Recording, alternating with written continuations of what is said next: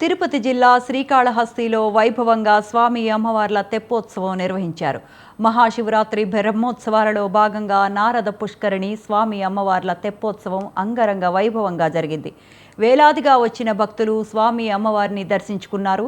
ఈ కార్యక్రమంలో శాసనసభ్యులు బొజ్జల సుధీర్ రెడ్డి, ఆయన సతీమణి బొజ్జల రిషితారెడ్డి, ఈవో బాపిరెడ్డి, దేవస్థానం సిబ్బంది, అధికారులు పాల్గొన్నారు.